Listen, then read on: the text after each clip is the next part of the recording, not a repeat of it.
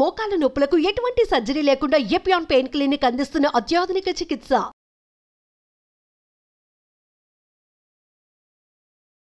Hi, welcome to India's largest digital media network Suman TV. నేను మీ కీర్తి. మనిషి శరీరంలో అత్యంత ముఖ్యమైన ఆర్గన్ హార్ట్, గుండె. అది కొట్టుకోవడం ఒక్కసారి ఆగిపోయిందా అంతే, మనిషి జీవితమే ఆగిపోతుంది. ముఖ్యంగా కోవిడ్ తర్వాత హార్ట్కి సంబంధించిన ప్రాబ్లమ్స్, హార్ట్ అటాక్స్ కానీ కార్డియాక్ అరెస్ట్లు కానీ చాలా ఎక్కువైపోయాయి. ఎందుకు అలా జరుగుతుంది? హార్ట్ని పదిలంగా ఉంచుకోవాలంటే ఏం చేయాలి? ఇలాంటివన్నీ మనం ఈ వీడియోలో డిస్కస్ చేయబోతున్నాం. సో ఈరోజు ఈ వీడియో చూస్తున్న వాళ్ళు చాలా లక్కీ అండి, ఎందుకంటే నాతో పాటు ఉన్నారు ఈరోజు ఆనర్స్ హార్ట్ ఇన్స్టిట్యూట్ నుంచి డాక్టర్ కిరణ్ కుమార్ లక్కిరెడ్డి గారు. సార్ 10,000కు పైగా హార్ట్ పేషెంట్స్ని ట్రీట్ చేసి సక్సెస్ఫుల్గా వాళ్ళ హ్యాపీ లైఫ్ని లీడ్ చేసుకునేలా చేశారు. అండ్ 10 years ఆఫ్ ఎక్స్పీరియన్స్ ఉంది.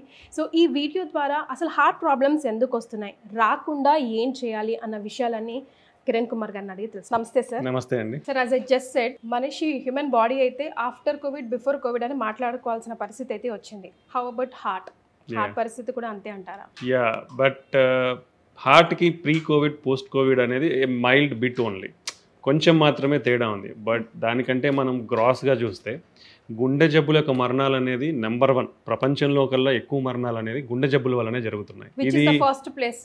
ఏ కంట్రీ ఎక్కువగా ఎఫెక్ట్ అవుతుంది? It's not like country, in every country it's like globally. If you take each country, if you take globally, ప్రతి కంట్రీలో కూడా ప్రపంచం మొత్తం కూడా ఎక్కువ మరణాలు సంభవించేది గుండె జబ్బుల వల్లనే సంభవిస్తున్నాయి. ఇది ప్రీ కోవిడ్ అలానే ఉంది, పోస్ట్ కోవిడ్ కూడా అలానే ఉంది. బట్ మనము అందరూ అబ్జర్వ్ చేసినట్లు చూస్తే పోస్ట్ కోవిడ్ అందరూ కూడా కొంచెం అవేర్నెస్ పెరిగింది. ఫస్ట్ థింగ్, బికాస్ ఆఫ్ కోవిడ్లో చాలా సివియర్గా అఫెక్ట్ అయినారు కాబట్టి హెల్త్ అవేర్నెస్ పెరిగింది. హెల్త్ అవేర్నెస్ పెరిగినప్పటి నుంచి all are observing the things. Health మీద కానీ what are the deaths due to అనేది అబ్జర్వ్ చేస్తున్నారు.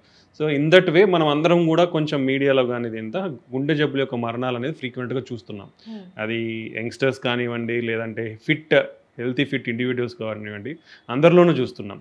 ఇఫ్ యూ సీ కోవిడ్ తర్వాత కొన్ని రీజన్స్ ఉన్నాయి. బికాస్ కోవిడ్లో లాంగ్ కోవిడ్ సిండ్రోమ్ అనేది ఒక కాన్సెప్ట్ ఉంది. దాంట్లో ఏంటంటే మనకు పర్టికులర్లీ ఎవరైతే సివియర్గా అఫెక్ట్ అయి ఉంటారో కోవిడ్లో, వాళ్ళలో సమ్ లో గ్రేడ్ ఇన్ఫ్లమేషన్ అంటాం. అంటే మన బాడీలో కొంచెం ఈ బ్యాడ్ సెల్స్ అంతా ఇవంతా ఉండేది, కొంచెం అది జరుగుతూనే ఉంటుంది అనమాట. పర్టికులర్లీ ఎవరైతే సివియర్గా అఫెక్ట్ అయినారో అండ్ ఎవరికైతే రిస్క్ ఫ్యాక్టర్స్, గుండె జబ్బులు ఎవరిలో అయితే ఎక్కువగా వచ్చే కొన్ని ఫ్యాక్టర్స్ ఉంటాయి, లైక్ బీపీ కానీ, షుగర్ కానివ్వండి, ఏజ్ కానివ్వండి, kidney problems or immunocompromise అవ్వండి, ఇలాంటి ఉన్న వాళ్ళలో ఈ మైల్డ్ మనం ఏదైతే డిస్కస్ చేసామో లాంగ్ కోవిడ్ సిండ్రోమ్ అనేది వీళ్ళల్లో ఎక్కువగా కొంచెం చూపించడం వల్ల వీళ్ళల్లోనే ఎక్కువగా అఫెక్ట్ అయ్యే అవకాశం ఉంటుంది. బట్ ఓవరాల్గా చూస్తే సమ్ ఎఫెక్ట్ ఆఫ్ కోవిడ్ అనేది ఉంది కానీ, బట్ అదొక్కటే కారణం అని మనం చెప్పలేం. బికాస్ హార్ట్ అటాక్స్ రానికి చాలా కారణాలు ఉన్నాయి. మైల్డ్ కంట్రిబ్యూషన్ అయితే ఉంది, బట్ మేజర్లీ దానికంటే చాలా కారణాలు ఉన్నాయి. అవన్నీ కూడా మనం తెలుసుకుందాం. రైట్. సరే, ఇదివరకు రోజుల్లో అయితే ఒక ఏజ్ వస్తేనే, లేకపోతే మనిషికి బీపీ ఉంటేనో, డయాబెటిక్ పేషెంట్ అయితేనో, ప్రొలాంగ్ డిజీజ్ ఏదైనా ఉంటే హార్ట్ అటాక్స్ వచ్చే ఛాన్సెస్ ఉంటాయేమో అని అనుకుంటాం. బట్ ఈ రోజుల్లో మనం చూస్తున్నాము కార్డియాక్ అరెస్ట్లు కానీ, హార్ట్ అటాక్స్లు కానీ చాలా ఎక్కువ వస్తున్నాయి వితౌట్ ఏజ్ లిమిట్. సడన్గా కొలాప్స్ అవ్వడం, మేల్ ఆర్ ఫీమేల్ ఎవరైనా అవ్వడం, అండ్ చిన్నపిల్లలకి కూడా రాదేమో అనుకుంటున్నాం కానీ పుట్టుకతోనే హార్ట్లో హోల్స్ వచ్చి పుట్టేస్తున్నారు. సో ఇలాంటివి ఎలా రికగ్నైజ్ చేయాలి, ఎందుకు అలా జరుగుతుంది? సో బేసికల్లీ మనందరి బాడీస్లో ఒక ప్రాసెస్ అనేది స్టార్ట్ అవుతుందండి. ఇట్ ఈస్ కాల్డ్ అథెరోస్క్లెరోసిస్ అంటాం. అంటే మన బ్లడ్ వెజల్స్లో కొవ్వు అనేది పేరుకుపోవడం అనేది. So it's a process which is given to us. First point అందరూ అర్థం చేసుకోవాలి. చాలా మంది నేను హెల్తీగా ఉన్నాను, నాకు ఎందుకు వస్తుంది అనేది అనుకుంటారు. But as a natural process of human life, మన బయాలజీ అంతా తీసుకుంటే ఈ ప్రాసెస్ అనేది మనకి 10 to 20 years ఆఫ్ ఏజ్ నుంచి మన అందరిలోనూ స్టార్ట్ అవుతుంది. It is the first point అందరూ తెలుసుకోవాల్సినది. సెకండ్ థింగ్, మనకున్న స్టాటిస్టిక్స్ కానీ, డేటా కానీ, ఇంత రీసెర్చ్ జరుగుతూ ఉంటుంది, ప్రజెంటేషన్స్ అన్నీ ఉంటాయి అనమాట, ఎలా ఉన్నాయి ఏంటి అనేది. మన డెమోగ్రఫిక్ డేటా ఈజ్ ఇంపార్టెంట్. అంటే మనం ఎక్కడ ఏ ప్రదేశంలో ఉన్నామో, ఈ ప్రదేశంలో ఎందుకు ఇట్లా వస్తున్నాయి. మనం compare to western countries like USA and European countries తీసుకుంటే, మన ఏషియన్ కంట్రీస్లో, పర్టికులర్లీ మన సౌత్ ఏషియన్ కంట్రీస్లో హార్ట్ అటాక్స్ అనేది ఒక డికేడ్ అర్లియర్, అంటే ఒక 10 సంవత్సరాల ముందే మనకు వస్తున్నాయి అనమాట. Like if in US European కంట్రీస్లో 50 yearsకి స్టార్ట్ అవుతున్నాయి అనుకోండి, ఇక్కడ మనకు 40 సంవత్సరాల నుంచి స్టార్ట్ అవుతున్నాయి హార్ట్ అటాక్స్ కానీ ఇవన్నీ కూడా. అది మన డెమోగ్రఫిక్ డేటా.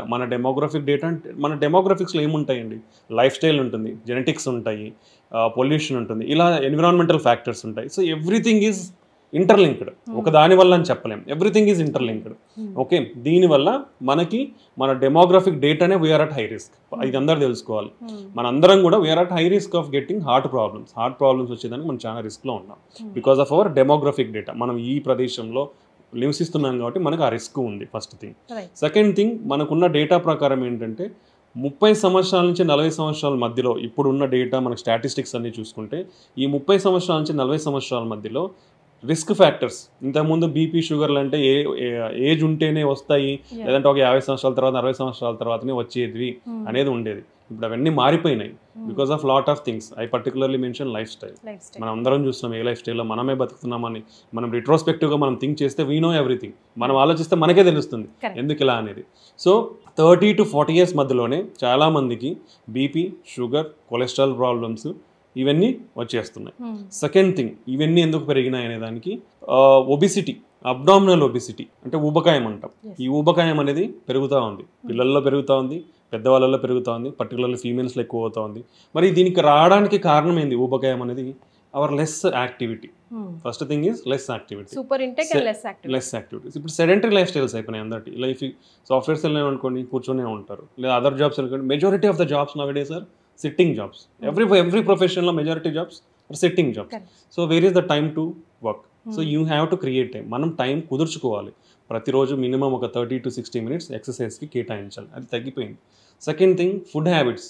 మనం అందరం చూస్తున్నాం, ఈజీ డెలివరీ, ఈజీ అవైలబిలిటీ. దీనివల్ల ఏమవుతుంది, హెల్తీ కుకింగ్ అట్ హోమ్ అనేది తగ్గిపోయింది. బేసికల్లీ ఈజీగా అవైలబిలిటీ వచ్చేసరికి ప్రతి ఒక్కరు కూడా అరే why you want to cook, బయట నుంచి ఆర్డర్ చేసేసుకోండి. We don't know. మనం recently we're seeing lot of raids how the food products are maintained even in lot of restaurants. అందరం కూడా పెద్ద రెస్టారెంట్లు అంటే మనం మంచిగా ఉంటుంది అనుకున్నాం, but that has been proved wrong based on the recent dates. అది అందరికి కూడా తెలిసింది. సో అన్హెల్తీ ఫుడ్ హ్యాబిట్స్ ఎక్కువైపోయింది. సో దీనివల్ల ఒబెసిటీ అనేది పెరిగిపోయి ఎక్కువ మరణాలకి సంభవిస్తూ ఉన్నాయి. రైట్ సార్, హియర్ బికాస్ రీసెంట్గా ఐ హ్యావ్ విజిటెడ్ యూఎస్ఏ. మీరు ఫస్ట్ ప్రయారిటీ కంపేర్ చేశారు యూఎస్తో. ఇక్కడే మనకి ఎక్కువగా 10 years ముందే హార్ట్ అటాక్స్ వస్తూ ఉంటాయని. కానీ what according to you is like life style modifications కానీ లేకపోతే ఒక జంక్ ఫుడ్ కానీ ఏం చెప్తారు sir? Because during COVID time మనం చూసాం, మిగతా వెస్టర్న్ కంట్రీస్ అన్ని ఇండియా వైపు తొంగి చూసాయి because of the food they take, preservatives they take, all blah blah blah అని చూసాం కదా. మరి ఎక్కువగా ఫ్రోజన్ ఫుడే కదా సార్ తింటారు, ఎక్కువగా బర్గర్స్, శాండ్విచెస్ మీద మైదా ఫుడ్, ఆల్ పర్పస్ ఫ్లోరీస్ వాళ్ళ డైలీ స్టేపుల్ ఫుడ్ కదా. That's what I'm telling you. Demographic is important. Which area you are, how are your genetics? Oh, that is matter particularly. And then secondary things, మనం అందరం అనుకుంటాం, because lot of people we don't know, we think they only eat burgers, pizzas, but they also cook and eat. మన అందరికి తెలియదు కదా. If I know some people who is living in USA, I know how they are eating. So not everybody's food habits are bad. వాళ్ళలో కూడా good habits ఉంటాయి. But now what is cause of increasing deaths in India? So we rely on mostly on easy foods, particularly processed foods. If you take any, like if you take biscuits, whole wheat, even lot of data is coming, and if they tell like oats, millets, biscuits center, but how much percentage in that? So everything is like processed foods is dangerous. So better go for healthy food, cook at home and eat more fruits and vegetables. మనకున్న data ప్రకారం భారతదేశంలో less than 50% or nearly 50% of the population వారానికి ఒక్కరోజు మాత్రమే fruits తీసుకుంటున్నారు. And that too 1 time in a week. యూజువల్గా ఎన్ని servings ఉండాలి? Per day 3 to 5 servings of fruits and vegetables ఉండాలి. How many people are following? Yeah, okay, there are a lot of healthy habits we have to consider. If you take cakes, bakery items, whatever you take from processed and packed foods, they are rich in salts, they are rich in fats and oils. Okay, we don't know what oil they use, all the things. So ivanni kuda we don't know clarity information, even whatever they are using. We have to see every food, we have to see the label and decide whenever you are buying. So ee unhealthy food habits and physical inactivity are the most common. This is the worst lifestyle what we are following. So it has to change from this. And then substance abuse, like smoking and alcohol and any other substance abuse are dangerous. ఇవి ఏ జోలికి వెళ్ళినా ఇవి only heart మీదనే కాదు, lot of systems మీద కూడా they show their effects. So you should completely avoid them. So these are the main factors for increasing heart attacks. యంగ్స్టర్స్లో కానివ్వండి, ఇప్పుడు ఎక్కువ అవుతున్న విధానం కావండి, లైఫ్ స్టైల్ అనేది చాలా important, like exercise and food habits. Second thing నేను ఆల్రెడీ చెప్పాను 30 to 40 years నుంచి కూడా రిస్క్ ఫ్యాక్టర్స్ అన్నీ కూడా మోర్ నెంబర్ ఆఫ్ పీపుల్లో వస్తున్నాయి, like diabetes, hyper tension, cholesterol abnormalities. And next most thing is obesity. ఫ్యూచర్లో ఇప్పుడు అందరికీ బీపీ, షుగర్ అనేది ట్యాబ్లెట్స్ వాడి కంట్రోల్ చేసుకుంటున్నారు, బట్ ఒబిసిటీ అనేది పెరుగుతూ ఉంది. సో ఫ్యూచర్లో వచ్చే హార్ట్ అటాక్స్ అన్నీ కూడా మెయిన్ ఒబిసిటీ రిలేటెడ్. ఒబిసిటీ ఎందుకంటే ఈ అబ్డామినల్ ఒబిసిటీ వస్తే దాంట్లో ఈ simultaneously you're going to get prediabetes or diabetes and blood pressure పెరిగే ఛాన్స్ ఉంది, కొలెస్ట్రాల్స్, అబ్నార్మల్ కొలెస్ట్రాల్, ఎల్డిఎల్ పెరిగే ఛాన్స్ ఉంది, హెచ్డిఎల్ తగ్గే ఛాన్స్ ఉంది. సో ఈ అన్ని ఫ్యాక్టర్స్తో ఇన్సులిన్ రెసిస్టెన్స్ పెరుగుతుంది. So then you are at risk of heart attacks. So these are the main factors, particular ఇవే మెయిన్ ఫ్యాక్టర్. ఈ మినిమం ఒక 4-5 ఫ్యాక్టర్స్ మీద కాన్సన్ట్రేట్ చేయగలిగితే యూ కెన్ అట్లీస్ట్ రెడ్యూస్. మనం కంప్లీట్గా ప్రివెంట్ చేయొచ్చు అని చెప్పలేను కానీ బట్ రెడ్యూస్ ఇన్సిడెంట్స్ని మనం తగ్గించుకోవచ్చు అనమాట. Yes sir, I want you to elaborate like drinking habits లేదంటే స్మోకింగ్ హ్యాబిట్స్ ఉన్న వాళ్ళకి ఎందుకు ఎలా హార్ట్ అటాక్స్కి ఎఫెక్ట్ అవుతుంది, వాళ్ళ ప్రయారిటీ ఎందుకు అవుతారు హార్ట్ అటాక్స్ రావడానికి? అంటే if you take smoking, any form of smoking like second hand smoke అంటాం, అంటే నేను తాగుతుంటే పక్కన ఉన్న వాళ్ళు కూడా ఎఫెక్ట్ అయిపోతారు. It contains lot of chemicals, nicotine, tar and lot of metals, heavy metals, lead ఇట్లాంటివన్నీ ఉంటాయి. So lot of harmful products are there in that apart from nicotine and tar. So ఈ products అన్ని కూడా if you inhale it starts inflammation in your body and they change lot of అంటే మన basic mechanisms కొన్ని ఉంటాయి. Inflammation అంటే ఒకటి ఏదన్నా ఫారిన్ బాడీ ఆబ్జెక్ట్ వస్తే మన సెల్స్ రియాక్ట్ అవ్వడం అనమాట. ఇది కంటిన్యూస్ ప్రాసెస్ ఉందంటే that inflammatory activity is more and it damages the native parts also. Then endothelium అని అంటే మన బ్లడ్ వెజల్ మీద ఒక చిన్న పొర ఉంటుంది, ఎండోథీలియం అనేది. It is very reactive to lot of things, chemicals, బాడీలో ఉండే చాలా కెమికల్స్కి రియాక్టివ్. సో వాసోస్పాజమ్ అవ్వచ్చు, నార్మల్గా ఉంటే సడన్గా ఇట్లా స్పాజమ్ ముచ్చుకుపోవచ్చు. సమ్ టైమ్స్ మన ఎండోథీలియం అంతా డ్యామేజ్ అవ్వచ్చు. డ్యామేజ్ అయిపోయి ఎట్లయితే ఫ్యాట్ అక్యుములేషన్ అవుతుందో సడన్గా నీకు ఇది రప్చర్ అయిపోయి బ్లడ్ క్లాట్ అవ్వచ్చు. మన బాడీలో ఉండే కోయాగులేషన్ సిస్టమ్ అంటే మన బాడీలో ఏంటి బ్లడ్ క్లాట్ కాకుండా ఫ్లో అవ్వాలి. So that's some mechanisms are there in our body. ఆ మెకానిజమ్స్ అన్ని అఫెక్ట్ అయిపోతాయి. అఫెక్ట్ అయినప్పుడు you will get more propensity for thrombosis. చిన్న ఏదన్నా మైల్డ్ క్రాక్ అట్లా ఇది ఏది జరిగినా ఇమీడియట్గా బ్లడ్ క్లాట్ అయిపోవడం, ఇలాంటి రిస్క్ అన్ని పెరిగిపోతాయి స్మోకింగ్లో. And it was also causes. So ఇవన్నీ బ్లడ్ వెజల్స్ డ్యామేజ్ అయినప్పుడు బ్లడ్ వెజల్స్ అనేది ప్రతి ఆర్గాన్కి సప్లై చేస్తాయి. సో వెన్ ఈ బ్లడ్ వెజల్స్ డ్యామేజ్ అయినాయి అనుకోండి every organ can be affected, like brain strokes వస్తాయి, హార్ట్ స్ట్రోక్స్ వస్తాయి, అన్నీ వస్తాయి. And simultaneously smoking will cause lot of cancers, oral cancers, esophageal cancer, colon cancers, lung cancers. Every part of the body is going to affect due to smoking. ఇనిషియల్గా ఎవరికి కూడా ఇవన్నీ effects తెలియకపోవచ్చు because of some time మన body అనేది some time ఇస్తుంది react కావడానికి. But after a certain point what ever you do, even if you stop smoking you can't reverse it. Okay, one most important thing is మీరు ఇప్పుడు smoking మానేసిన మీకు heart attack risk తగ్గడానికి 10 సంవత్సరాలు పడుతుంది. So even if you stop smoking now మీరు 10 years further 10 years వరకు కూడా you are at high risk of getting heart attacks. So immediately stop smoking. That prolonged effects ఉంటాయి ఇవన్నీ. ఇప్పుడు మనమైతే కోవిడ్ అయిపోయింది కదా ఎఫెక్ట్స్ ఎట్లయితే మినిమల్ ఎఫెక్ట్ చూపిస్తుందో సేమ్ వే ఇఫ్ ఈ smoking is having long term effects. So మీ ఎఫెక్ట్స్ అన్ని తగ్గనీకి 10 years పడుతుంది. నాన్ స్మోకర్స్ లెవెల్ రిస్క్ రానికి 10 సంవత్సరాలు పడుతుంది. So smoking is that much dangerous. తాగేటప్పుడు ఎవరికి కూడా మనకు తెలియదు, బట్ వన్స్ యూ ఎక్స్పీరియన్స్ ఒక డిసీజ్ ఎక్స్పీరియన్స్ అయినప్పుడే we know all the problems. So and lot of lung problems, COPD, ఆయాసం, ఉబ్బసం వస్తుంది స్మోకింగ్లో. సో ఇట్లా every part of the body will get affected due to smoking. మీరు ఒక్కరే కాదు, స్మోకింగ్ మీకే ఏదో ప్రాబ్లం వస్తుంది కాదు, మీ చుట్టూ ఉండే మనుషులు, పర్టికులర్లీ మీ ఫ్యామిలీలో పిల్లలు ఉంటారు, పిల్లల్లో కూడా యాజ్ ద పేరెంట్స్ స్మోక్ చేస్తున్నారంటే పిల్లలు ఉన్నప్పుడు they are more prone to get respiratory infections and respiratory disorders. So you should be more careful. So their growth will be affected. So these are అట్లాంటి side effects చాలా ఉన్నాయి smoking వల్ల. So అందరూ ఇప్పుడు smoking either first hand smoking or second hand smoke అంటారు. Then smokeless tobacco అంటాం, chewing is also dangerous. Same effects. నువ్వు ఏదైతే స్మోక్ చేస్తావో chewing tobacco like gutka, khaini, paan, తంబాకు ఏవేవో ఉన్నాయి, చాలా నేమ్స్ ఉన్నాయి దీనికి. సో ఇవన్నీ కూడా సేమ్ సైడ్ ఎఫెక్ట్స్ ఉంటాయి. స్మోకింగ్ ఎంతకైతే సైడ్ ఎఫెక్ట్స్ ఉన్నాయో and they are particularly chewing లోకల్గా ఉంటుంది కాబట్టి ఆ కెమికల్స్ అని they are more prone for oral cancers and mouth cancers and throat cancers. So apart from heart attack risk and this thing, even hookahs are also dangerous.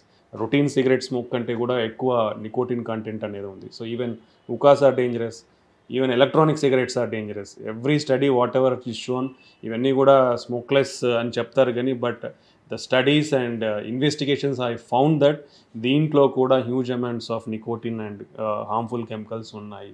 So every product is dangerous only. ఇది safe అనేది అయితే లేదు. So always keep away from smoking. Simultaneously alcohol whatever amount is taking it is harmful. This is the new study and new evidence whatever మనకు ఉన్న కొత్త evidence ప్రకారం, కొత్త data ప్రకారం ప్రీవియస్లీ అయితే small peg or 30 ml of alcohol per day in female and 2 per in male అనేది ఉండేది. But now it's not there. It was removed from the guidelines or the data.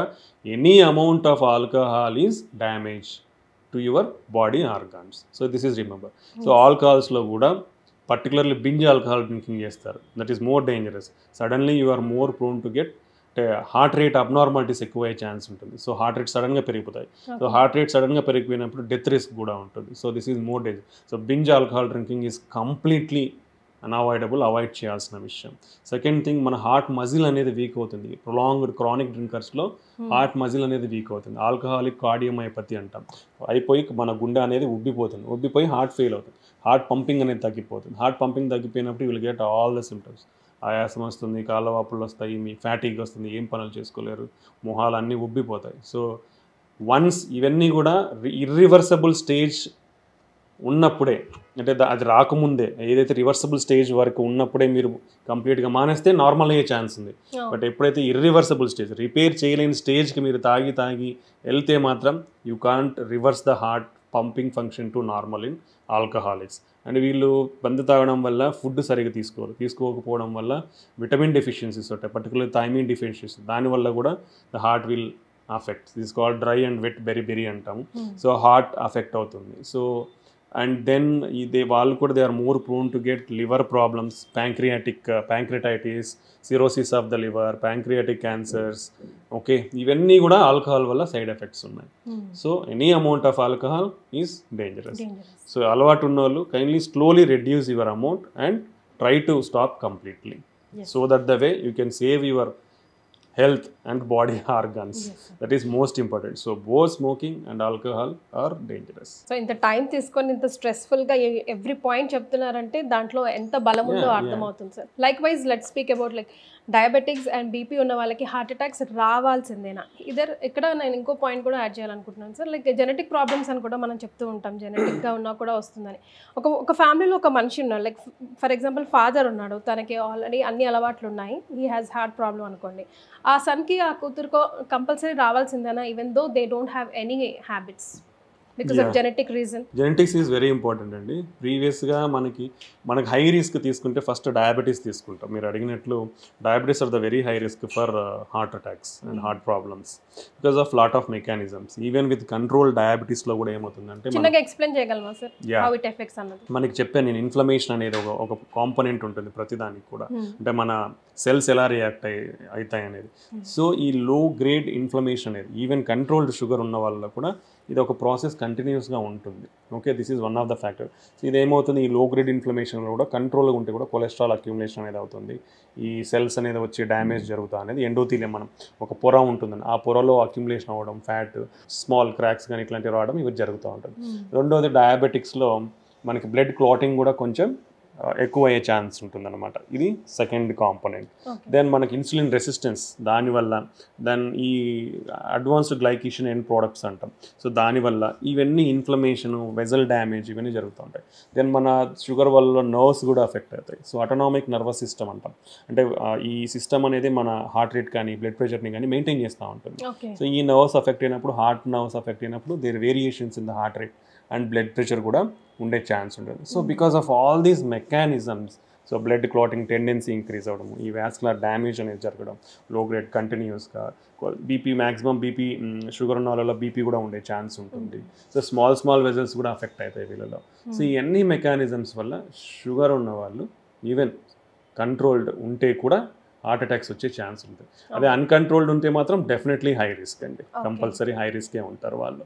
Even a age వాళ్ళైనా, ఎంత అర్లీగా diabetes, ఇప్పుడు 50 years diabetes యూజువల్గా వస్తుంది, అలాగే 40 years diabetes వచ్చింది అనుకోండి, 10 years అర్లియర్ వస్తే your risk will increase by almost 50% in getting heart attack. So so 50 yearsలో వచ్చే షుగర్ 40 సంవత్సరాలకు వస్తే మీ గుండె జబ్బుల యొక్క రిస్క్ అనేది 15% పెరుగుతుంది. So this much risk is there. So early age of onset of diabetes is high risk, more high risk. So this is important. So sugar ఉన్న వాళ్ళు కంపల్సరీ చాలా స్ట్రిక్ట్ కంట్రోల్లో పెట్టుకోవాలి. ఫుడ్ ఎలా తీసుకుంటున్నాము, ఎంత తీసుకుంటున్నాము, క్వాలిటీ ఆఫ్ ఫుడ్, ఏం ఫుడ్ తీసుకుంటాం అనేది క్లియర్ కట్గా వాళ్ళు దే షుడ్ డిఫైన్ దెమ్. అవి వాళ్ళు ఫాలో అవ్వాలి కంపల్సరీగా. ఫుడ్ హ్యాబిట్స్ రేపు లైక్ ఆయుర్వేదం మీదో లేకపోతే XYZ మీదో డిపెండ్ అయ్యి నేను ఫుడ్ కంట్రోల్ చేసుకొని టాబ్లెట్ వేసుకోకుండా నేను డయాబెటిక్ ని కంట్రోల్ పెట్టుకుంటానంటారు. It will be very helpful. Whatever measures you see, first everything ఎక్కడైనా మనకు వచ్చేది లైఫ్ స్టైల్. ఫుడ్ హ్యాబిట్స్తో నిజంగా కంట్రోల్ అయితే ఇట్స్ వెల్ అండ్ గుడ్. ఏదైనా మనకు ఒక లెవెల్స్ ఉంటాయి, మార్జిన్స్ ఉంటాయి ట్రీట్మెంట్ స్టార్ట్ చేయడానికి డ్రగ్స్ అనేది. So HbA1c is one of the important. Every 3 months it represents last 3 months sugar control అనేది మీకు ఎలా ఉందనేది HbA1c అనేది మనకి డిఫైన్ చేస్తుంది అనమాట. అది if it is like less than 6.5 or around between 6 to 6.5 it's well good and control. So you can maintain your food habits and control it. But if it is more than 6.5 and 7 and your fasting sugars and post lunch sugars are high, indication unte definitely it's better to start treatment. So ఇనిషియల్గా ఎంత అగ్రెసివ్గా control చేస్తామో అంత long term benefits ఉంటాయి. So మీకు sugar అని detect అయిన వెంటనే you should control it very strictly at normal levels. అలా కాకుండా మనం దాన్ని జాగ్రత్తగా తీసుకోకుండా ఇనిషియల్ లెవెల్స్ కొన్ని మంత్స్ కానీ సంవత్సరాలు కానీ హై లెవెల్స్లో మెయింటైన్ అయ్యాయి అనుకోండి, this called long term memory అంటాం. అంటే మన బాడీ కూడా ఈ తక్కువ ఉంటే తక్కువ మెమరీ లాగా ఉంచుకొని అలా వర్క్ చేస్తుంది. అలా హై లెవెల్స్ ఇనిషియల్గా ఉన్నాయంటే ఇది హై లెవెల్స్ మెమరీ లాగా వర్క్ చేస్తుంది. This concept long term memory. So ఈ విధంగా మనకి అఫెక్ట్ అయ్యే ఛాన్స్ ఉంటుంది. కాబట్టి ఎంత ఎర్లీగా మనం ఎంత స్ట్రిక్ట్గా కంట్రోల్ చేసుకోగలిగితే అంత రిస్క్ తగ్గించుకున్న వాళ్ళం అవుతాం అనమాట షుగర్లో. సో ఇది ఇంపార్టెంట్. మనం ఆల్మోస్ట్ ఇండియాలో చూస్తే ఎవ్రీ 2 to 3 persons 5 మందిలో 2-3 షుగర్ ఉంటా ఉంది. అండ్ ప్రీ డయాబెటీస్ కూడా ఎక్కువ అవుతా ఉంది. So if you see long term trends చూస్తే from past to in future basic levels of fasting glucose levels అనేది పెరుగుతూ ఉన్నాయి అందరిలో కూడా. So this much risk of we already know like South Asia or India is like diabetic famous, populous, most diabetic populated or in South Asian countries. So ఇవన్నీ మన అంటే I'm telling you, it is demographics, genetics, environment, all these things are defining our risk. కాబట్టి మనం we are prone to high risk. We have to think like that. అంటే మనకు high risk tendency ఉంది కాబట్టి మనం ఈ ప్రదేశంలో ఉండడం వల్ల because of lot of things మనం చాలా ఎక్కువ జాగ్రత్తలు తీసుకొని ఇవి రాకుండా కాపాడుకోనికి we have to practice healthy life style. Like basically healthy life style అన్న ఒకటే రెండు healthy food, regular exercise. These two everybody has to follow. Do it ante. So like as I asked you, genetic problem ఉన్న వాళ్ళు మరి ఎట్లాంటి corrections తీసుకోవాలి? ఏ age నుంచి వాళ్ళు రెగ్యులర్ సైకిల్ గా చెకప్ కి వెళ్తూ ఉండాలి? ఫ్యామిలీ హిస్టరీ అనేది మనం షుగర్ అయితే ఎంత సిగ్నిఫికెంట్ టాప్ ప్రయారిటీ చూసుకున్నామో రీసెంట్ స్టడీస్ కూడా family history of heart attacks అనేది particularly if it is less than 55 in both males and females, 50 సంవత్సరాల కంటే మన పేరెంట్స్ ఎవరైతే అఫెక్ట్ అయి ఉంటారో they are more prone to get future heart attacks in the next generation. Okay, then cholesterol అనేది ఫ్యామిలీలో ఎవరికైనా కొలెస్ట్రాల్ ఉంటే you should screen family for cholesterol abnormality at the age of 21 years. You should ఎర్లీగా start చేయాలి. అంటే ఆ ఫ్యామిలీలో ఎవరికైనా కొలెస్ట్రాల్ అబ్నార్మాలిటీస్ ఉందంటే you should better start screening at the age of 21 years. Okay, now I always recommend at least if you get 30 years get your health checkup at regular intervals. At least మీరు initial like 30 years తర్వాత బాగానే ఉందంటే at least if you not annually every 2 years or 3 years also you check it. You don't know when you are going to get diabetes. You don't know when you are going to get hypertension. మీకు BP sugar అనేది ఎప్పుడు వస్తాయనేది ఎవరికి తెలియదు.